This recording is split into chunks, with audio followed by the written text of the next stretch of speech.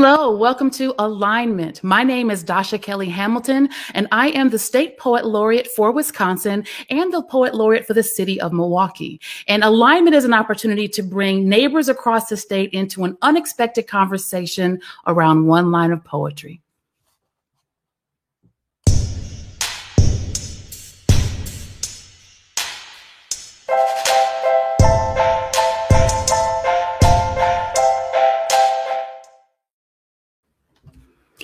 Here is the shadow of its joy. Who knows what that means? And what I love about this conversation, it's not a poetry dialogue. We will get to the poem this comes from at the end of the program, but this is an invitation to ask one of our Wisconsin neighbors what this line means to them, what story does it take them to, and more importantly, what is their life story? So we are going to invite Shannon Ross to come to our digital stage and share his ideas. Hello, Shannon, how are you? Hello, Dasha, I'm fantastic. Yourself? I'm well. I love fantastic. So it's between amazing, which means there's always something to strive for, and my car didn't start. So you're having a day in between those two. So tell me, Shannon, where are you from and where are you now? So I'm from Milwaukee, Wisconsin. I'm currently in Milwaukee, Wisconsin. So born and raised. I took a detour through the criminal justice system for about 17 years. So I've not been here the entire time. I've been in Wisconsin, though, the entire time. Interesting. So I am an Army brat. So born in Milwaukee, but everywhere around the world, and find myself back in Milwaukee and relearning the city like a transplant, relearning the city as an adult. So even though it's roots, I don't have those same conversations of, remember that place? No, I wasn't here. Remember that? No, I heard about it though. So it's to have the hometown, but you're also learning it. It's a different kind of space to be, and add that layer of where you've been. I would imagine rediscovering your city has been quite the journey. Yeah, I had the same things where people will say, like, remember when this happened, or, when that was over there. And I'm like, no, I missed that whole part of the city's development. Like, tell me more. Well, before we get into that, Shannon, tell us your whole life story. So I was born in 1984. Have you gone back that far, or just kind of wherever you choose to start? That's my favorite part. Little secret, Shannon, it's my favorite question. And partly people choose to start from I was born to starting. That's part of the joy for me too. But please continue. So born and raised in Milwaukee. Grew up on the east side briefly, then mostly on what is technically the west side of Milwaukee, but I didn't know that my entire life. I just knew it as the north side of Milwaukee. So just from that, I went to UWM for 1 year, got incarcerated for 17 years. In there is where I started, to really grow as a person in a very odd way. And it's kind of being in an environment where you're forced with yourself and your demons and your flaws and, how you ended up in this place and what are you going to do about it.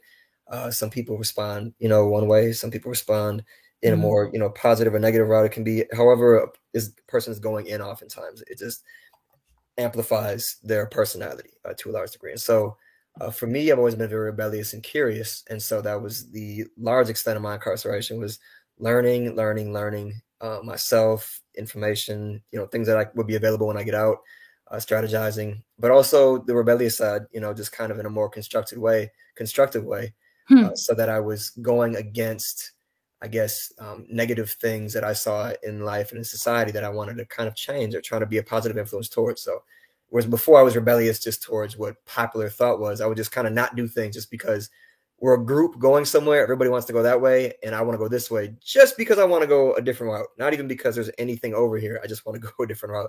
Not going where they're going. Yeah. So just what are you doing? Not that. Yeah. That was my whole thing. It wasn't like I had anything I wanted to do. I just didn't want to do what you want to do. And so using that same personality trait in a way that would actually be of some use to, myself and my progeny and, society was kind of the whole journey I took through my incarceration. So I started a nonprofit, wrote a couple of articles that were published nationally.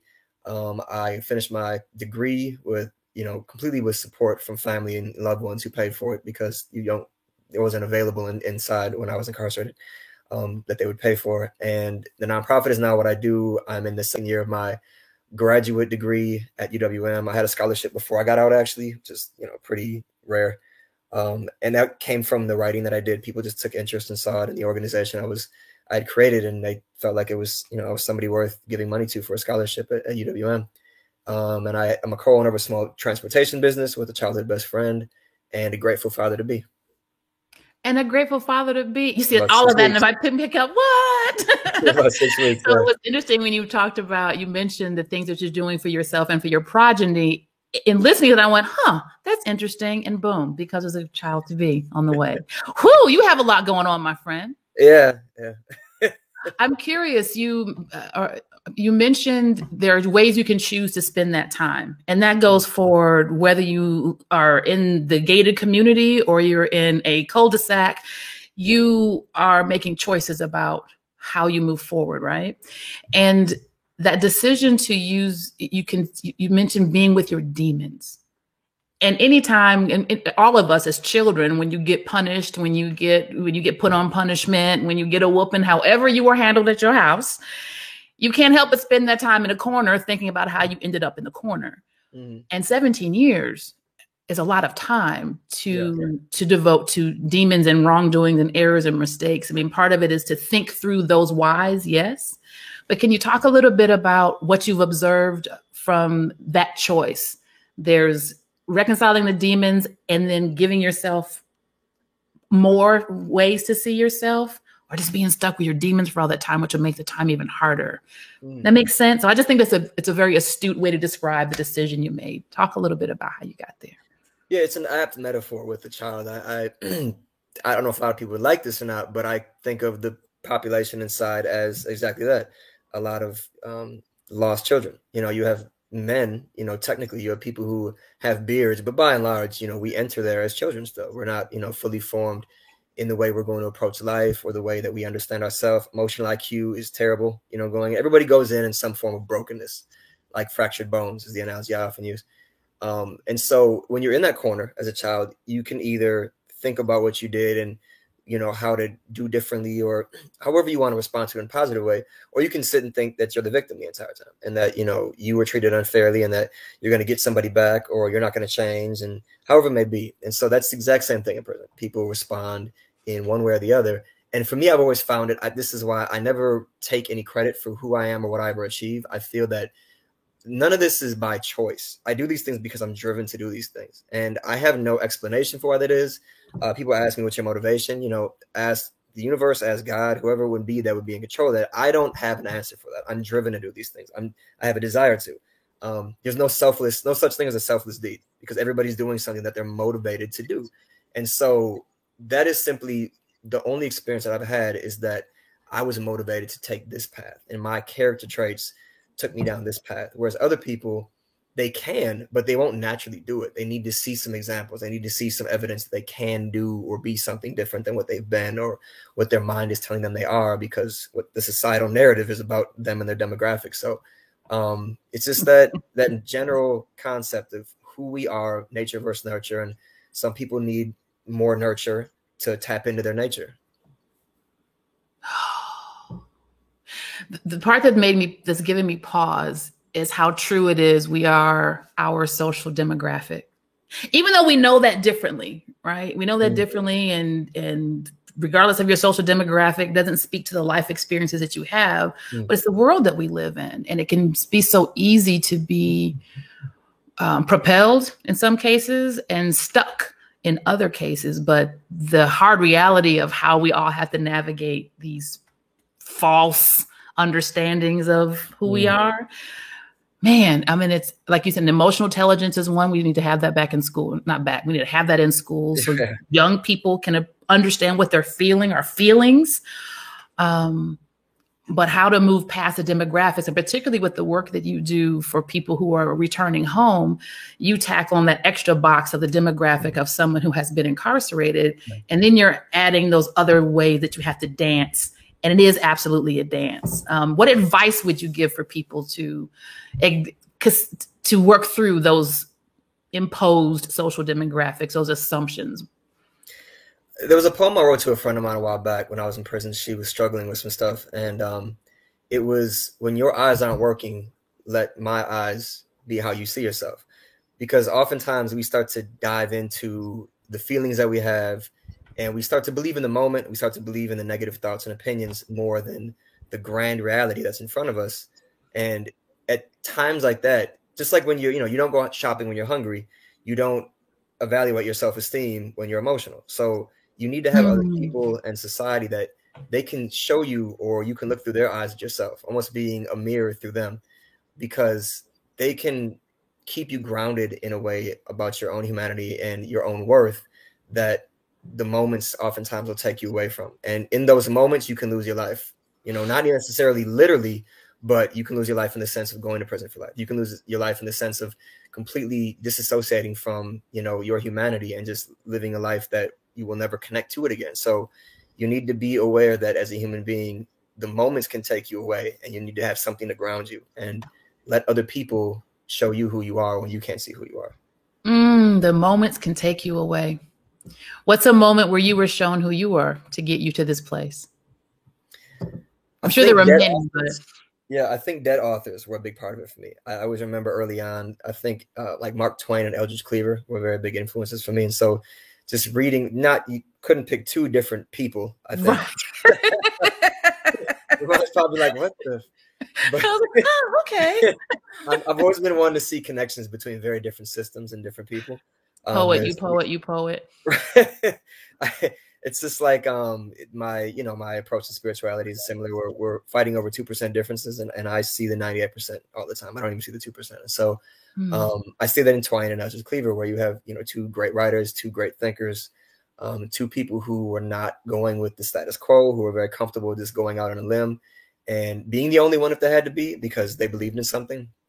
And so just that comfort with seeing people who could write with humor, write with passion, and even with a lot of controversy, and still be listened to, and still be out there, and still be respected. That was a huge thing for me, because I always felt like I have a very large sense of humor. I can be very much a prankster and a jokester, and that can sometimes be seen as disassociating in a person's mind the sincerity of my approach towards so many other things in life. And so seeing that balance can be there together, and that people respect that and recognize that, I think that was a huge part of me saying, okay, I can be more than just what I am in my mind. Other people can see that there's something here at the same time. And even beyond the social demographics, just the personality, right? I often talk about growing up, and even as an adult, being too much, right? And I'm hard to put into any category. So, I like rock, I like hip hop. I've gone to fancy things. I can, get really grimy, and everything in the middle. And I found, as I have seasoned, that those are other people's issues, right? Yeah. So those are other people's, they only have the slots for the 8 packs of crayon. I'm a 64 box all day long, right? So they don't have the space for all the things that I know that I am. But when I was younger, you're wondering, well, maybe this, you start to question all those extra crayons because other people don't have space for them. So to your point that you can be goofy and silly and funny and philosophical and a rebel and all of those things, and people to be able to see, maybe they don't appreciate all those pieces, but they can at least appreciate that those all are parts of you. And that just comes with journey, that comes with a lot of confidence. So you're going to give your progeny a lot of great advice on, because they're going to be dynamic. I'm sure you're not going to have it any other way.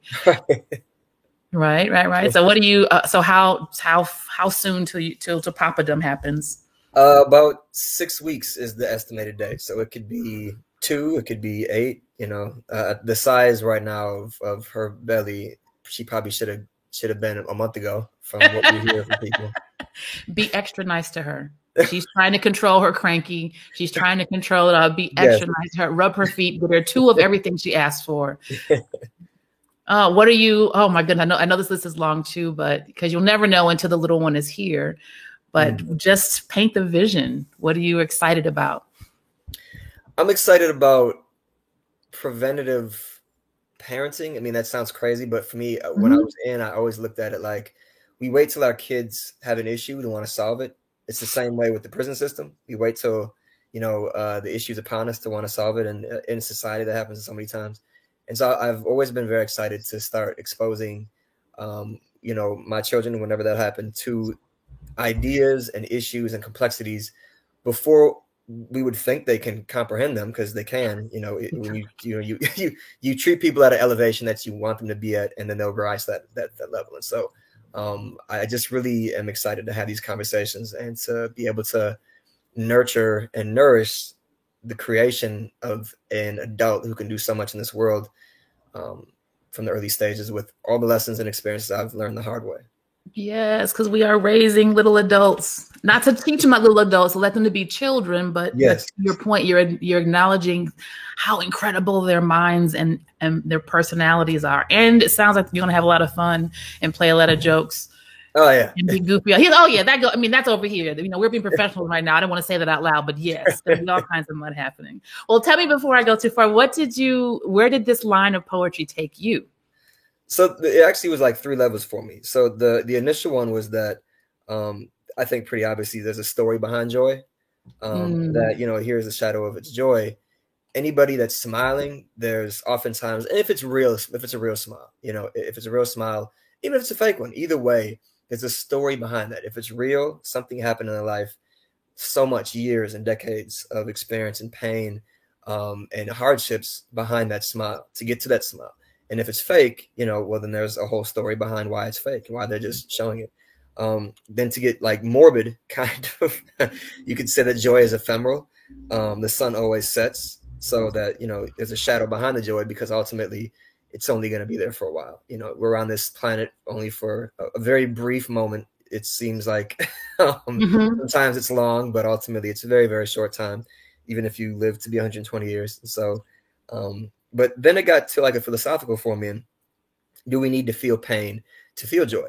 Does the shadow have to be there for the joy to be there at the same time? I don't think so. I mean, it's like the sun doesn't ever have to go down. Some places experience that in where they live at, but without the sun ever going down, does the sun become, you know, less powerful? Like the sun, for many of us in a place where you get night and day, is just invigorating and it's empowering. It's so, you know, life-giving. And so I was just sitting out in the sun earlier, and so it's like it just restores you. But would that be the case if you only had the sun, if you never had the darkness? And so it just kind of becomes this debate about too much of anything can be bad. Does that count for joy? So those are the kind of 3 things that came up for me. To me, the obvious, the macabre, and the philosophical. Oh my goodness. I really like that idea, or that truth, about joy being ephemeral. It's going to maybe not end, but it's definitely going to wane. It's going to wax and wane, because everything is in ever state of flow. I was just listening to a program recently, and it was he's an astrophysicist. And so he was describing us as humans. We're just a bag of particles. And he says, so on one hand, that can seem really dismal, but really the incredible part is that we are a bag of particles who invented the internet and are starting nonprofits, and we're driving country roads. Then that's amazing that this bag of particles can do that. And like everything else in nature, in the universe, it changes, it shifts, it goes away. And because our bag of particles are only thinking about our right now, it's hard to look at that long arc. It's hard to look at that long arc because we know that we're mortal, and every moment has to matter, and every decision has to hit, and every joy has to last forever. But when you look at that long arc and part of the nature of cycles, you get to appreciate all of it. So I don't know if you have to have darkness to appreciate the sun, but because darkness and sun and joy and pain are in the kit, you definitely you expect them. Maybe not in equal measure, but you don't become so disappointed or take it or feel that you've done something wrong when joy wanes. Yeah. That's part of the cycle. And then even going beyond that, you can go to the bigger question: is it even realistic that we would ever have just joy? Like, that's so unlikely that it's almost an irrelevant question to say, do we need to have darkness to have joy? We're going to have darkness. That's all that matters. No. There are going to be times when I recycle. I shouldn't have darkness. I don't litter. I say please and thank you. I'm still going to have darkness. if only life acknowledged that or embraced that that theory, that algorithm. That is too much. Oh, thank you. Thank you. You'll be interested to see where this poem leads, especially if you have Cleaver as one of your favorites. So is there anything that you have coming up or any other things before I let you go that you want to share with the good people? Some more of your philosophy or particular project that you're excited about? Anything. I'd love to hear a little bit more about what you have coming up. Yeah, we have an award show. So it's an award show at Turner Hall November 10th to showcase the unrecognized success stories in the system impacted community. And tickets are sold out, but we will be live streaming it. So we'll be posting about that very soon. I think our handle for Instagram and our URL might be in the chat. And there are raffle tickets to win a signed Giannis jersey donated by the Bucks. So it's real. I didn't get it from the Milwaukee Mall. We have Bucks tickets and Packers tickets and a nice watch from a man I went to high school with here. So he's a homegrown talent. He's in Houston now, but his company Incomparable, started him here. So just, we have some rock climbing passes from Turner Hall and some more stuff we're going to get. But yeah, that's something that I think we have coming up that people will be interested in. Thank you for the work that you do. Thank you. Thank you for the work that you do. Really appreciate having this conversation, and I'm really glad that I've had a chance to meet you, and I know I'm going to bug you. And now that I know that you can be goofy and philosophical, the coffee clutch is happening. So I really appreciate you making the time to chat with me this morning, and I appreciate everyone who's had a chance to listen and hear this conversation. And now I'm going to tell you where this line of poetry comes from. Shannon, thank you very much for being here today. Thank you. Mm-hmm. Thank you for inviting me. So put my schedule. Oh, that was everything. We are raising adults. We are taking in the joy and the darkness. And we are all, I don't want to say victims of, that's not fair. That's way, way too strong. We all need to be aware of these social handles that we've assigned and put on ourselves. We can break free of that and be exactly who you're supposed to be. Be exactly who you're supposed to be. I know it's hard. But just like Shannon said, we have an opportunity to choose how we move forward. So we got into this whole incredible philosophical winding conversation with the line of poem. Here is a shadow of its joy. So I want to share with you where that line comes from. It's from Robert Hayden's Monet's Water Lilies. Today, as the news from Selma and Saigon poisons the air like fallout, I come again to see the serene, great picture I love. Here, space and time exist in light, like the eye of faith believes. The seen, the known dissolve in iridescence, become elusive flesh of light that is not, was, forever is. A light beheld as though refracting tears. Here is the aura of that world each of us has lost. Here is the shadow of its joy. Find something beautiful today. Even on a bad day, the joy is there. Thank you. We'll see you next month.